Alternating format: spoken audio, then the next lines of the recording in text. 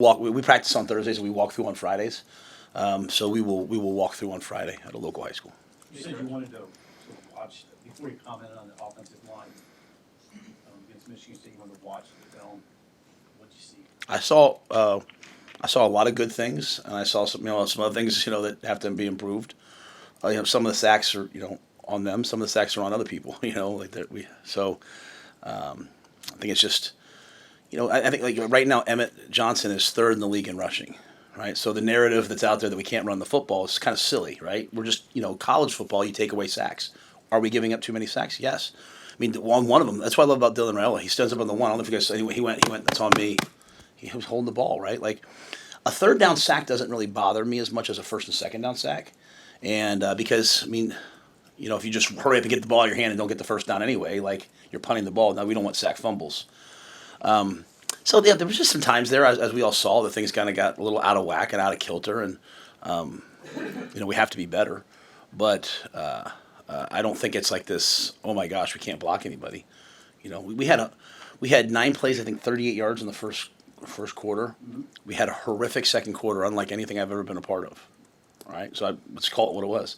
But we had a 104-yard third quarter. We had a 103-yard fourth quarter. So it's on pace to be about a 420-yard day. You know what I'm saying? It's just we just didn't play well there for a while. What I was happy about was that the guys just kept playing. They didn't panic. I mean, we have the ball in the red zone, and if you guys go back and watch the all 22, Dane Key runs an over route. He's wide open. It's a walk-in touchdown, and they blitz the safety and. Not that we can't block him, just the left tackle just busts, doesn't block him, right? It's just a mental error. So we fixed the mental error. We keep coaching, right? It's kind of what we've been talking about all year, just trying to improve what we're doing. Some of them, the quarterback's trying to hold on, trying to make a play. And if you want to live with the great plays, you have to live with some of those plays too. So we'll keep getting better. But the narrative like, hey, we can't block anybody, I mean, we got to block better. But we're blocking people we just got to be more consistent. Do you feel like there's an opportunity for Dylan to just kind of let it rip a little bit more and just trust his arm to put it into a tight space? Maybe. No, I don't think that. I don't think so. I think Dylan's playing really well. I think maybe some of the rush got to him at times a little bit last game. He's kind of started like maybe moving around a little bit like this, and I think he settled down. To quote him, I thought in the third and fourth quarter he had blood in his eyes. After he threw that pick, he was angry, and he went out there and made the play he made on the play to Jacory. Not many guys are going to make that. Jacory's supposed to run a 5-step out. Jacory just figured it out because the guy undercut it. He just figured it out and turned up. Dylan stepped up inside. So, I think Dylan's the least of our worries right now. At running back, Isaiah Mosey got some opportunities there on Saturday. Was that the plan to give him some more touches? Yeah. Well, Isaiah, I want Isaiah's. I mean, I was anticipating a 70, 75 play game, not a 52 play game. So I was anticipating a little more rhythm. So I'd like to have gotten him, 10 touches or so. But he got four. Plus he's the kick returner. So you're seeing some of the young players for us. It's hard sometimes for coaches. Like you see their talent, but you don't know what they're going to be like in games. As they play in games, you start to see them. So you see the confidence the staff has in Cortez Mills. Right, he gets out there every game, just catches a ball, and makes a play. Isaiah Dawson Merritt, he started the game and his reps are going up and up and up. So I think you see the confidence that the staff has in those young guys, and just trying to find the right roles for them. While at the same time, you got a guy like Emmett, who's I think 17th in the country right now in yards from scrimmage. So we don't want to take him off the field too much, but we want to get Isaiah involved. And Mekhi Nelson gets out there; he has a 12-yard run right off the bat. So we're happy with that room. It's just Emmett is playing really well too, and so just trying to find that balance. Like I said, we'd love to have a 70, 75 play game so we can get more guys involved. With initial scouting in Maryland, what do you guys see that makes them effective? They've got good players. I mean, they got a dynamic young quarterback, five-star recruit who's athletic, but who is a passer. When you have that combination of you're a passer first and you look to throw, but you're also athletic, it extends plays. They hit a lot of deep balls. Their wideouts 1, 4, and 5 can run. 5 can really run, so they're explosive. That it's the passing game for them that's really opened up, and they can run the football too. Don't get me wrong, but it's just there are some challenges there. We're a pretty good pass defense, so it should be a good matchup. Then you flip it, they have a bunch of high effort rushers that are relentless, and so their pass rush is pretty elite, which is why they're so good on third down. And we just talked about our ability to create and build and defend a great pocket. So that'll be a key matchup there. And then special teams, we've blocked 3 kicks this year. Jameer Khan has, I think he has a block and a tipped. So that's 2 blocks for him, I guess. Every week I go into Eck, I'm like, hey, I want to block a punt. Like I want to block punts. Like, we're doing a great job of returning them, but, trying to find ways, design ways to block punts. They do a great job special teams wise, but Eck will always find a way. And Jameer, when you have 2 block punts in your first 5 games at this level, was it 5 games, right? That's pretty impressive. And so we'll continue to try to find ways to get Jameer open. Jacory's doing a good job returning. So, just continue to build off what we're doing special teams wise, which will be a key factor in a game like this. Coach, when you go back and look at last week, why weren't you getting the ball downfield as much as you normally do? I mean, I think the average depth of throw was 3.1 yards for all your attempts in the game. The game before was 8 or 9 yards. I mean, was there something with the wind, or was it the pressures, the looks that was kind of preventing the ball from getting downfield? Yeah, I would say the wind was obviously a factor. I think you look at them, I think they threw for, there was at one point in the second half where both teams had under, I think, 85 yards. So, again, I'm not here to sit here and be like, we can't sit here and say, well, the wind was there, so we didn't throw. But I just think it was kind of one of those deals where it was like, that I think we called some of those, and we had some guys wide open, like the play I'm talking about the Dane, and we just had a protection bust. And then just kind of, I think as games get like that, and you're just Dana was just trying to find rhythm. He's like, hey, let's get the ball in rhythm. Even on the play to Jacory, like if you go, I showed the team the 3-play sequence of we throw a tunnel screen to Jacory and he drops it. Jacory Barney doesn't drop many balls, and it looks like it's going to be a decent play. We come out on a naked and Dane's open. We throw it to Dane and we kind of guys into Dylan's face and overthrown it. It's just like it just feels so out of whack. Then we come out and we throw a double post rail route wheel with Emmett in the flat, 4x1. Lindemeyer has to block the end. The end gets outside, and he kicks him out. Dylan goes up inside. Corey figures it out. He throws the ball down the field on that play, and it's an explosive play. And so then all of a sudden we're going, right? So I just think it was one of those games where you're just trying to find rhythm and, is there a place to probably push the ball over the top of their heads maybe more often? Yeah, if people are going to allow us to do that. We called on one of the sacks, the one Dylan got. We called a double move to Jacory, and they rolled over the top of him. And so the pick is a go and a post over route. It's just he had to get backside of the in cut. So what we don't want to do is we want to push the ball down the field. We want to do all those things. But we don't want to. It's kind of hard. Like, hey, Matt, why don't we run the ball more? Why don't we throw the ball deep more? Just trying to score more points than the other team, So I just think Dana's elite at like, hey, what's working today? What are we going to do? And let's just get the ball and play as much as possible when the chances are there. Let's take some shots over their head. But to not acknowledge the wind, like literally on defense, like when they went into the wind, we were literally playing back shoulder man, like just let them throw the ball over the top. And if you flip it, when they went this way, they kept overthrowing all the go balls because all they were doing in man was trying to throw the ball over our heads. I have to say this, and it's not related to your question, but Sierra Wright was absolutely phenomenal. He got targeted 5 times, and he just absolutely was a shutdown nickel corner in the game. But, it's kind of like Rutgers last year. It was just really, really a hard day for the passing game. But I think, we try to find some screens. So I don't know if that answers your question, and I respect the question. I think we're always trying to find that. I do think people come out and play us one of 2 ways, like, hey, let's play quarters and let's kind of stay deep and force them to run it and force them to get the ball and play, in which case you need to make some plays. Or they play us in man and pressure us, in which case it's hard to hold the ball long enough to push the ball down the field. And so we continue to evolve and see if we can get better. The screen, the screen that went for the touchdown to Hunter. What did you see? What kind of a job did your O-line do on that to get out and help spring that? It was elite. Justin Evans comes out and has one of those blocks I think O-linemen dream of. Even on the backside, Gunnar Gatula, he just does his job. He goes inside because, we're showing power. Goes inside and steals the mic and blocks him for 6 seconds. On the far sideline, Dane Key blocks the far corner for like 7-8 seconds. And so it was an unbelievable play by Isaiah. Lindemeyer at the point of attack makes a great block. Justin comes down the line, makes a great block. Everyone's on their guys. So Isaiah makes a great play. And I think he'll be the first to tell you the other 10 guys, though, did an unbelievable job. And we ran that play earlier, kind of as we talked about trying to get the ball in play and get some momentum started. I think he got like 11, 12 yards. So, this was just another play like, hey, let's go get 4, 5, 6 yards, get some rhythm, and guys make a couple blocks, and he makes an athletic play, and it's gone. I don't want to force anything, but did you feel like the D-line took a step forward in this game? Yeah, what's wrong? That's not forcing it. Just the negative, you guys. The negative things can't be like this, and then the positive things are like, well, I don't. It's okay to say something positive. They'll still subscribe and listen. I promise, guys. It's okay to be positive too. All right. I'm just teasing. You know I love you. No, but I agree with you completely. Like I thought it was like, and again, I think I said earlier in the year, like as you watch as the season goes on, they will, like you can practice and practice and practice, but until you play in some games, you start seeing like, man, I can't get off a block. Then all of a sudden you start seeing like, you start walking out. I go out at night every night like 6 o'clock, and I sit out on the balcony because there's not a balcony by my office. The assistant coaches all have balconies.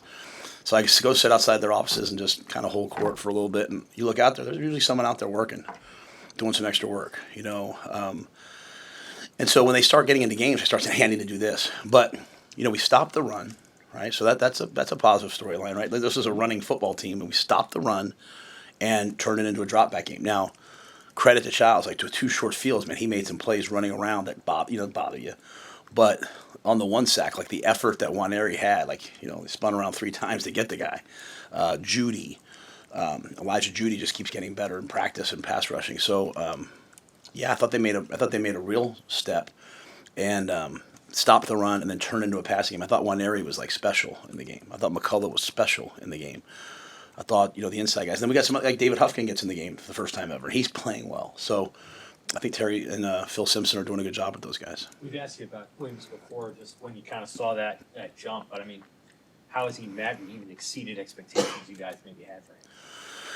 I think one of the biggest things for me with him was like to get rid of the expectations. Like, when it's like I've experienced it in the NFL. When you're a first round draft pick, you're always measuring yourself against like your draft status and your compensation. When you're a 5-star plus, you're like, just go be a football player. Just go be a freshman. Go be a sophomore.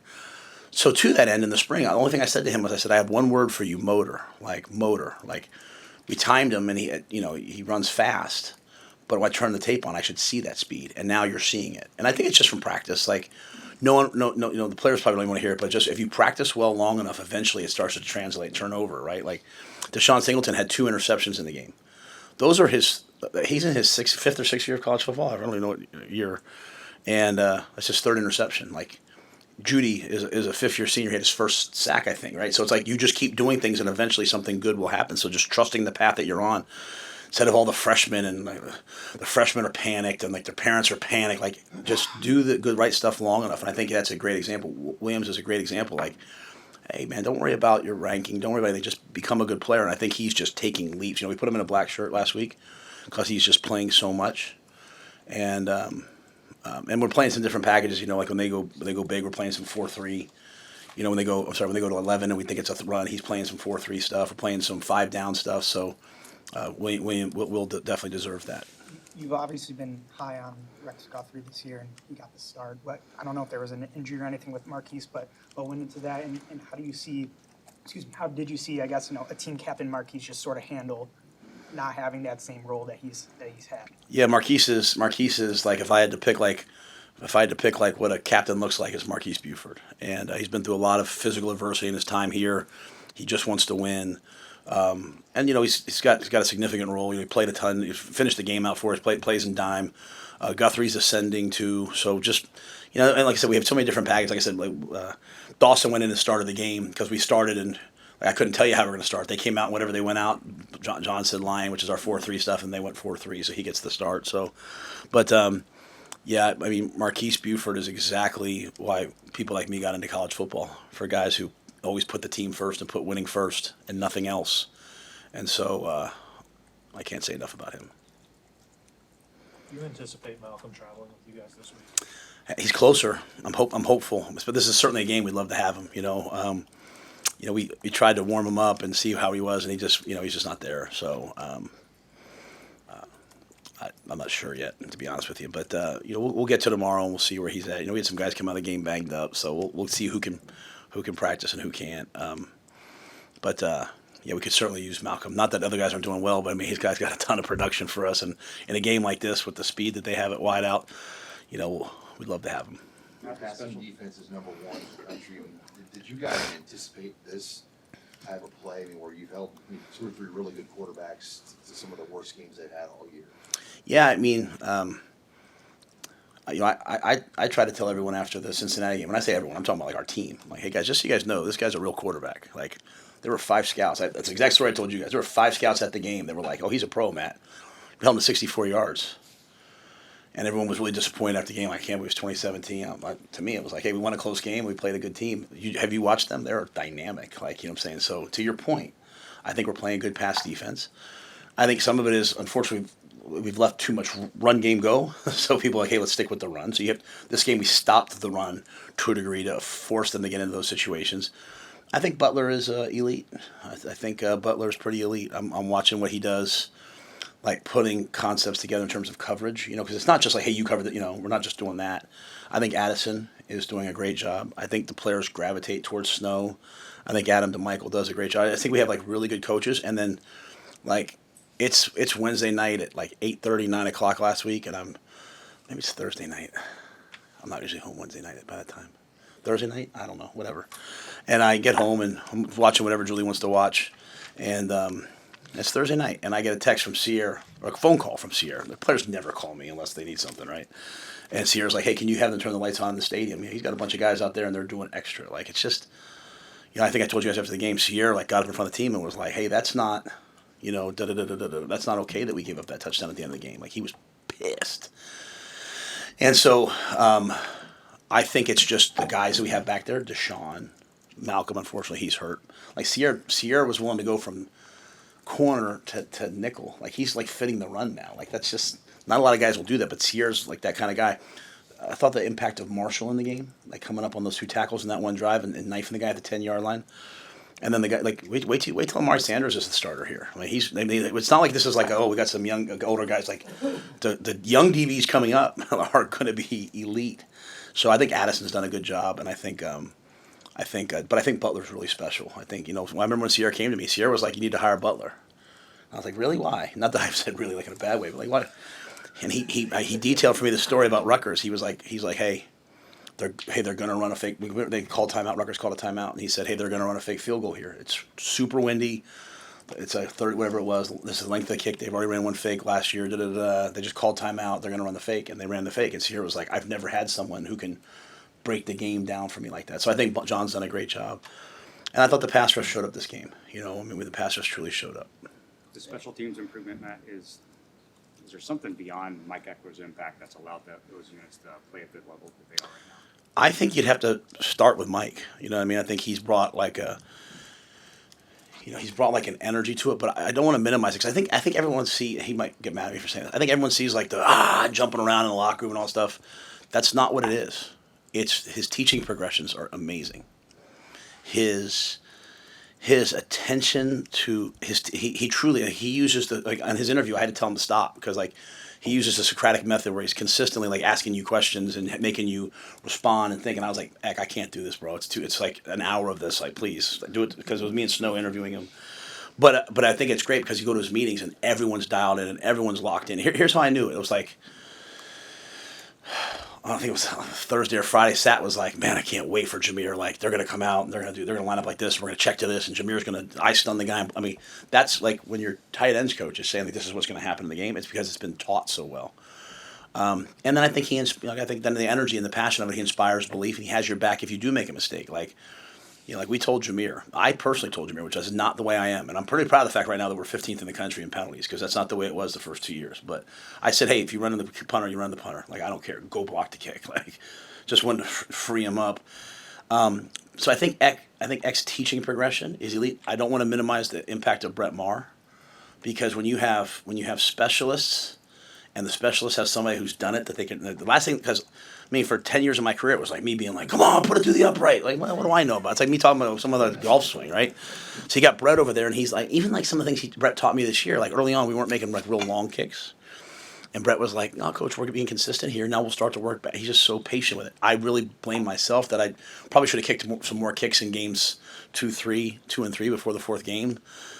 Instead of going for it, because I was trying to be respectful of the opponent, but I should have probably kicked a few more. But so anyway, I think it's Eck. I think it's Brett Maher. I think the job that Nick and Josh do to help Eck, and I think our players are super bought into it. Yeah, they love the fact that we're making plays. You mentioned that Dylan had taken accountability for one of those sacks, and after the game, Carter Nelson apologized for his penalty on the punt return. Is just that accountability aspect, how important is that for just the growth of a program and everything? Yeah, like my message after the game to the team on Monday was really three things. Number one is what we're doing as a team, as an offense, defense, special teams, is the path that we're on. You get on 80 West, no matter how much you tweet that you want to get to the airport in Omaha, you're never getting there, right? You got to be on the right road. Said, are we doing the right things? If you believe that you're doing the right things and we're doing the right things as a team, then double down on it and keep doing it better. But then number two is truth, right? Like sometimes you get benched. Sometimes coach comes to you and says, hey, you're not playing well enough. But only in truth can you develop. And so that to me is accountability. Like I was livid about the block in the back call because I thought it was on Wacker. And I'm out there with the refs going like this. And then Carter walked over, he goes, no, that was me, I did it. And I looked at the iPad and I walked over to the official. I said, hey, good call, I apologize. And, I think that's culturally, that goes all the way back though to GIF and Reimer and all those guys, like year one. Like I said, hey guys, when we watch tape, here's how we watch tape. Like you sit there in front of the whole team, you say, I should have been here, I should have been that. I think I talked to you guys last week about one of the runs where Sierra says, I should be in the post here. I was confused. I covered the tight end and the ball hit for a touchdown. So I think when you have guys like Sierra, when you have guys like the guys we have, Javen and all those guys, then the younger players see that and that becomes cultural. So when people use the word culture, I'm always like, I don't know what that means, other than it just kind of becomes cool to take accountability and do things that are hard and do things. So I'm proud of those things. Too bad we had that block in the back because Jacory was on his way to a crazy day. I think, what is it now, 200? We have 250 yards of punt returns and the other team has -1. So those things, you do them long enough, will affect winning. The fact that you talk about culture, the fact that you're near the top of the country in these special teams rankings, turnover margins +6, that's near the top. You mentioned penalties. Where do those fit into what you define as culture? Well, I appreciate that. I think before you win a game, you can't lose it. Like don't give the game away. Like don't beat ourselves, right? Like, and so, I think when you're like there's 3 stages of winning, right? There's eliminating losing football, right? That's the first year we were -16 or whatever we were in turnovers. It's kind of be no matter what we wear, no matter what music we listen to before the game, it doesn't matter if you're -16. Then you start playing winning football. Then you start trying to play championship football, and turnover margin, all those things they start to, because it's one thing to not give the ball away, which we're doing a pretty good job, but we're taking the ball away. That's jumping up, which that's about playmakers. And that's about the way you're playing. So I think it's discipline. I think it's when guys all understand, like, hey, before I can make a play, I first have to do my job. But then after I do my job, I have to go make a play. That's the hardest thing in football now. Like Bill Belichick said, do your job. And coaches say, do your job. And then when the game's on the line, they say, no, go make a play. And kids are like, do I do my job or do I make a play? Well, we try to clearly define it as like, hey, do your responsibility and then run over there and hunt and go make a play.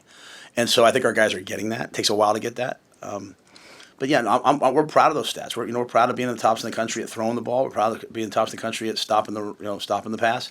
Some areas we have to improve upon. We know that. But I do think the hidden ones are the penalties, the special teams, the turnover margin. The thing with those things, though, is they don't carry over. And that's the biggest, I would rather be +1 every game in the turnover margin than be +6 on the year. Like, I just want to win it every game because that gives you a chance. I'm sure there's things that happen in travel. It's never always perfect. But what are the things that you want to be like really right when you talk to your logistics people? Like, this is the thing that I want to make sure is good for our players and for our staff. Susan, you want to answer that? I am so high maintenance when we travel. I remember Sean Patton and I on a bus in Yukon because Connecticut would not let we took a bus because we wanted another helmet. So I traded off with our AD. I said, okay, I'll bus instead of fly there or take the train there, but can I have that money then to get a helmet for our guys? Because we weren't in Nebraska. We were a place that needed to try to do all that cool stuff. And it was supposed to be a 3-hour bus ride. We were on the bus for 6.5 hours. I mean, I literally was losing it. Me and Sean were screaming at each other. He's like, what am I going to do, move the traffic? So I just like to get there on time. That being said, we also won that game, because the guys were ready to play. And so, I mean, the way we travel here, what's allowed, what we're allowed to do, like, just in terms of the resources we have available to us is elite. I mean, what Kristen does, like, I don't have to even think about the meals. Like, we actually take our own chefs from the training table and they show up there and, like, they make our omelets for us. They make our, Like, there's nothing showing up and, like, oh, I don't eat this, I don't eat that. Like, we have a couple guys with really restrictive gluten allergies and all that. Like, she goes a day ahead. She makes sure everything's perfect. So I do feel like the food is important, right? Because, if you get there and all of a sudden you eat something you don't like. And so, but Kristen does such an amazing job with that. we always go see a movie the night before the game, and so we've seen some horrific movies. So I've just given up on that. But no, I think it's that. Like, and I just don't love the long bus ride on the day of the game. But I've also learned that none of that really matters. You know what I mean? Like, you like it to be seamless and clean, but you're going to kick the ball off. It's about who blocks and tackles. So just trying to keep it that. And I think the last thing is just the players, right? The players, they can't. We had to change our hotel in Minnesota because they moved the game from Saturday to Friday. I'm not complaining, but that's a subtle little complaint that they had to change the hotel. And like now it's attached to a mall. Like, you have to ask the players then, hey, be focused. Like, don't go there and, go walk around the mall for 3 hours and have your legs be tired. So I think having a really good group, like our strength coach, Corey, I think they do a good job of just making sure there's no distractions. If I had to say one thing, it's probably no distractions. But I love going on the road. I think I said that to you guys before, though. I love the feeling of just being in the hotel with the guys for, 24 hours, kind of like sequestered in. Now, we travel so well that, like, it feels like you're at the Cornhusker Marriott when you're away because there's so many Husker fans there, which is really cool. Did you hear that? Did you hear that? I'm sorry. You're a Ryder Cup guy. You're a golf guy. Did you hear about the Ryder Cup conversation about their captain changing the stuff in the hotel and all that? I did not. To help the golf. I was curious. Now that you said that, I would go back and watch it, but I didn't see that. So, like, do you feel like the travel helps the player experience? Like, if you travel well, you're actually going to perform a little 100%. I believe with all my heart that champions behave like champions before they're champions. They have a winning standard of performance. Bill Walsh, it's how you do everything. It's why for the first year that I'm here, everyone's like, what is wrong with him? Because I'm screaming about a box in the hallway, about this. But, like, I think all, like the food that you guys have when you guys come into I think all of it really matters. And when everyone buys into that, like, I think it goes a long way. Like, we're all just trying to win a championship. And so how do you win a championship? The championship effort and everything that we do. But when you travel, if there's no, it takes a toll on you physically, right? Like the hydration. So, like, even like the little thing, Mitch is going to give them fireflies to put on their legs so that their blood's moving in their legs as they travel. Like, it's just all these things are real. And so just trying to maximize that. Obviously, on a windy day like that, it affects the game from a physics standpoint, but how much is the mental effect in a game like that? And how did, say, at the end of the third quarter, that drive, was that somehow frustration turning to anger, then resolve when they suddenly forget about the wind a little bit and move it down the field that fast? Yeah, I think my message, at least about that drive, was with the guys, was like showing them all the other plays where, like, hey, the guy's wide open. You know what I mean? Like, if everyone does their job, the guys can be open, will make the play. And so it wasn't like all of a sudden, we finally got someone open. We had guys open on other plays. It's just, I forgot to block this guy, or I missed it. I think sometimes the wind can be in your head a little bit, though that's certainly not true when it comes to the punt. Like, I teased Archie in the team meeting, like, they don't have a wind like that in Australia, do they? He said, no, sir, like, because that ball was getting hung up. And then, the last one you notice, we adjusted and we kicked a low liner to the right. Because the wind was like down at times. I'd be like, it's not that much. And all of a sudden it would gust back up. And so there was some challenges to that. So I think some of that was probably in our head. I think anytime you get into a game and things aren't going well, you have a tendency to press. And anytime you press, things don't go well. And it's just why I just keep saying, stop, don't listen to anything else. Just play the next play. And eventually, if you believe that, something good will happen. And then, that happened, right? So it's funny, we were trying to get the ball to the fourth quarter. Like, on that drive, it's like, hey, let's just get the ball to the fourth quarter. Eck didn't want to kick a field goal into the wind. He's like, hey, let's go. Well, think of what happened. We score a touchdown, and then we kick the ball into the wind, which we didn't want to do because it means they're going to have good field position, and they fumble it because it was hard to deal with, right? So, so I think it probably in our head some, but it certainly had an effect on the overall game. And, my whole thing with the guys is just trying to keep them neutral, just kind of keep them focused on each play each play. I understand that that's never going to truly happen. It doesn't happen for me, but it's just what you're trying to do. So I did like Dylan, though. I think when Dylan has a little bit of an edge, he's still a very young player. When he has edge and he's got a little bit of rage in his eyes, he's pretty fun to be around. You had something before, I think. Oh, no, I just wondered if it was easy to get those lights on. Yes, we have elite facilities people. Sierra calls me, I call Susan and Wish and Thomas, and the lights are on within probably 20 or 30 minutes. I can't do it on my phone. I can't even. I mean, I get a message every night that says your daughters have put in the screen time password to get more screen time. I don't even know how to stop that. Like, I have to call Martin. Martin literally comes over to our house, and has to make things work. Martin's our IT guy. He's amazing. So. Yeah, real quick, you're close with Coach Loxley. Is it fun to play friends, or do you not like situation for you? Yeah, I was I don't know, maybe 14, 15 years old, and Coach Loxley and my cousin Craig were teammates at Towson with Rob Ambrose, who was the head coach at Towson for a long time, and they were in my cousin's wedding. So I was 14 years old trying to get Coach Loxley to give me a beer at the wedding. He did not, and I did not. So. But no, I've known Coach Loxley for a long, long, long time. I have a lot of respect for him.